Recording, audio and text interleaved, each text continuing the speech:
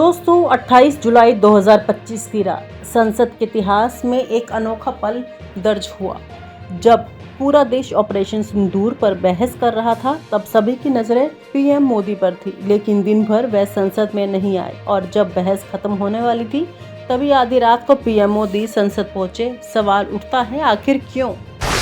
Operation सिंदूर का संदर्भ 7 मई 2025 की रात भारतीय वायुसेना ने पाकिस्तान में आतंकवादी ठिकानों पर हमला किया। 9 कैंप नष्ट हुए, 100 से ज्यादा आतंकी मारे गए।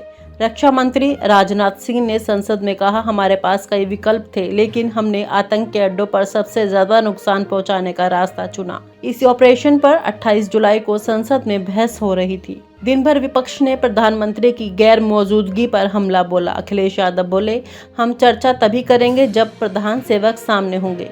गौरव गोगोई ने तंज कसा, मोदी जी की कुर्सी खाली है जैसे उनका साहस। ओवैसी ने कहा, देश का प्रधानमंत्री बहस से भाग रहा है। बीजेपी ने जवाब दिया, प्रधानमंत्री सही समय पर आएंगे। टीवी पर बहस छिड़ गई, मोदी कहाँ है? सोशल मीडिया पर हैशटैग वेयर रील्स मोदी ट्रेंड करने लगा। कांग्रेस ने आरोप लगाया कि पीएम पहलगाम नहीं आए और संसद से भी बच रहे हैं। रात 11:45 जब बहस लगभग खत्म हो चुकी थी, अचानक संसद में सुरक्षा बढ़ाई गई। कुछ ही देर में पीएम मोदी का काफिला पहुंचा पर सीधे अंदर गए। मीडिया को कोई बयान नहीं दिया। यह वह पल था जब हर कोई चौंक गया। अगले दिन विपक्ष ने आरोप लगाया। अखिलेश यादव बोले, प्रधान सेवक आधी रात को संसद आते हैं जैसे चोरी छिपे। ओवैसी ने कहा, यह लोकतंत्र का अपमान है। यह पेशकश इस कैबिनेट के साथ स्वीकार की गई थी। सुने, रुकिए तो रुकिए, बता दूंगा।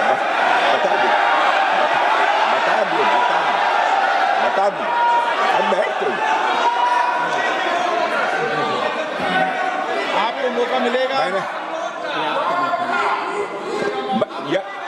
यह क्यों रुका, इसका पहले ही मैं पूरी तरह से वर्णन कर चुका है। अध्यक्ष महोदय, मैं नेता प्रतिपक्ष को बहुत सम्मान के साथ कहना चाहता हूं कि कृपया एक बार मेरा पूरा भाषण पूछ लें। आपको प्रश्न पूछने की पूरी आजादी है, आप पूछ सकते हैं, मैं उसका उत्तर दूंगा।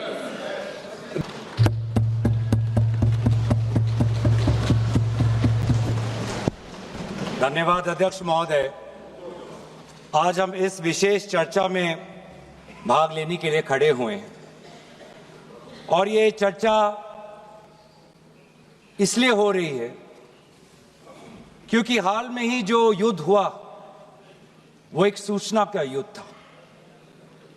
एक प्रकार से हम पड़ोसी देश और दुनिया भर को सच्चाई की सूचना देना चाहते थे और कुछ ऐसे ताकत थे, ऐसे शक्तियां थी जो भ्रम का सूचना सारे देश में, सारे दुनिया में फैला रहे थे। और इसीलिए इस चर्चा का विशेष मांग ये है कि आज सच्चाई सदन में आनी चाहिए।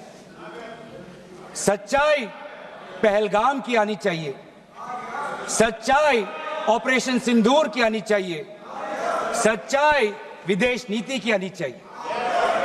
और यही आज हमने सूचना का जो युद्ध की बात हम कर रहे हैं वो आज हमने आदरणीय राजनाथ सिंह के भाषण में सुना। बहुत से सूचनाएं दी उन्होंने, बहुत से जानकारी दी, लेकिन रक्षा मंत्री होने के नाते ये नहीं कहा कि पहलगाम में दहशतगर्द कैसे आए। ये नहीं कहा कि बेसारन में जहां पर 1000 लोग जाते हैं, खुशियां मनाते हैं, कैसे 5 दहशतगर्द वहां पर जाकर 26 लोगों की गोलियों से छलनी करते हैं। ये सूचना रक्षा मंत्री ने नहीं दी। यही है सूचना का युद्ध कि इतनी जानकारी देते हैं कि कभी कभी सवाल पूछना भी भूल जाते हैं। और आज ये है हमारे विपक्ष का कर्तव्य कि हम सवाल पूछेंगे देश हित में, राष्ट्र हित में। आज देश ये जानना चाहता है कि वो 5 दहशतगर्द कैसे घुसे और उन दहशतगर्दों का भी मकसद था। पाकिस्तान से आए हुए वो दहशतगर्दों का क्या मकसद था? उनका मकसद था कि जम्मू कश्मीर की अर्थव्यवस्था को तनाव करना, विनाश करना। उनका मकसद था कि भारत देश में एक सांप्रदायिक वातावरण का जन्म देना। उनका मकसद यह था कि भारत और पाकिस्तान का एक हाइफिनेशन होना, यह था उनका मकसद। लेकिन सर, मुझे दुख है कि आज राजनाथ सिंह जी ने सैनिकों की बात तो की, लेकिन जो हमारे भारत की जो आवाम है, जो जनता है, जो उन्होंने पाकिस्तान के दहशतगर्दों का पूरी जो मंशा है उस पर उन्होंने पूरा नकारा और हम एकजुट रहे। हम मुझे भारतीय होने का गर्व है। हमने देखा वैसारण में कि किस प्रकार से जम्मू और कश्मीर के लोगों ने पूरे देश भर से आए हुए जितने भी पर्यटक थे उनकी मदद की। हमने ये देखा कि किस प्रकार से देश भर के जो पर्यटक जो जम्मू कश्मीर में थे उन्होंने अपने जम्मू कश्मीर के भाइयों को धन्यवाद दिया। हमने ये भी देखा कि कैसी एक विधवा हिमांशी नरवाल ने कहा कि मैं नहीं चाहती कि मेरे जो पति जिसको लेके आज राजनीति हो रही है उसके शव पर देश में हिंदू मुसलमान की राजनीति हो, मैं नहीं चाहती। यह है हमारी देश की संस्कृति और यह था मंशा पाकिस्तान का। और मैं ये भी गर्व महसूस करता हूं कि सारे विपक्षी राजनीति दल हम सब एकजुट होकर, राहुल गांधी जी ने एक साफ साफ कहा कि हम सरकार के साथ हैं और सरकार को पाकिस्तान को एक ठोस मजबूत कदम देना ही पड़ेगा। लेकिन देश ये भी जानना चाहता है, वे 26 लोग जो जिनके परिवारों में आज कोई गुजर गया, वे ये भी जानना चाहता है कि 100 दिन गुजर गए और वे 5 दहशतगर्दियों को यह सरकार पकड़ नहीं पाई।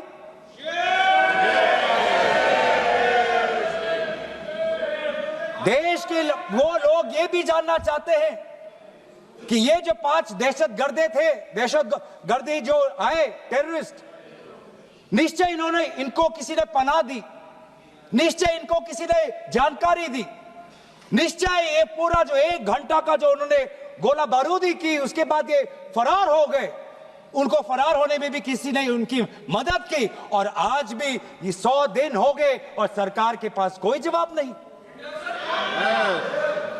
आज आपके पास ड्रोन है, आपके पास पेगासस है, आपके पास सैटेलाइट है, वहां पे सीआरपीएफ है, वहां पे बीएसएफ है, वहां पे सीआईएसएफ है, वहां पे आदरणीय गृह मंत्री कुछ दिन पहले ही गए थे पूरा रिव्यू लेने के लिए और आप किसी को पकड़ नहीं पाए। ये कैसी है, ये कैसा बंदोबस्त? आपने कहा कि आर्टिकल 370 के चले जाने के बाद जम्मू कश्मीर सेफ है, जम्मू कश्मीर में आइए, लोग आए, लोगों ने अपने आप को सुरक्षित महसूस किया।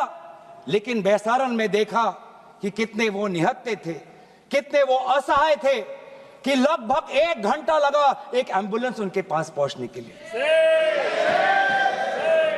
पुलिस पर अगर आर्मी भी आई तो चल के आई।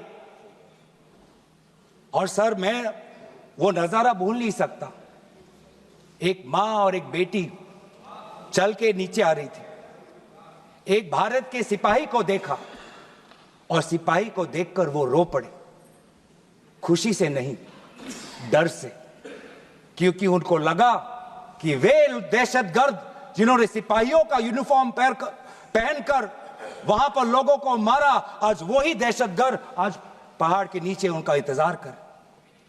उस भारत के सिपाही को कहना पड़ा कि मैं भारतीय हूं, तुम डरो मत, मैं भारतीय हूं, तुम सेफ हो, सुरक्षित हो। ऐसा दहशत उन्होंने महसूस किया।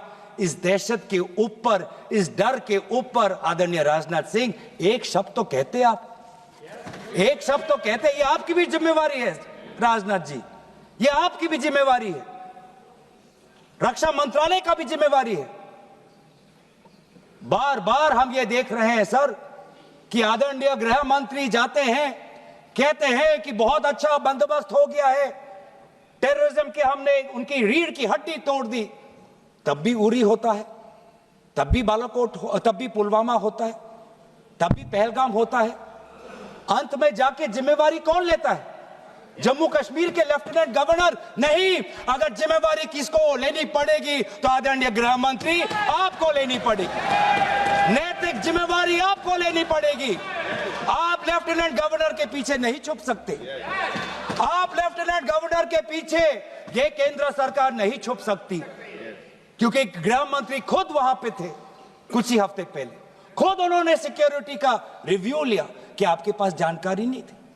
और सर, ये सरकार इतनी कमजोर, ये सरकार इतनी बुज़दिल कि आज उन्होंने इस सर में क्योंकि उन्होंने अगर इसका किसी का दोष दिया तो टूर ऑपरेटर्स को दोष दिया कि टूर ऑपरेटर्स बिना अनुमति के द्वारा, बिना लाइसेंसेस के द्वारा लोगों को बेसहारा ले जा रहे, हमें तो पता ही नहीं था।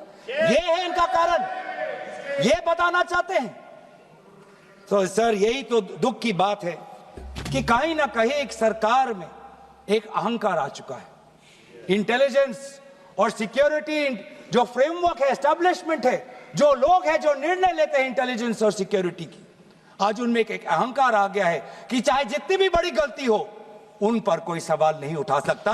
लेकिन आज हम सवाल उठा रहे हैं। और आप हमसे जुड़े रहने के लिए सब्सक्राइब करें YouTube पर, फॉलो करें Twitter पर और लाइक करें Facebook पर। और ज्यादा जानकारी के लिए आपको टाइप करना होगा सिर्फ न्यूज़ नशा।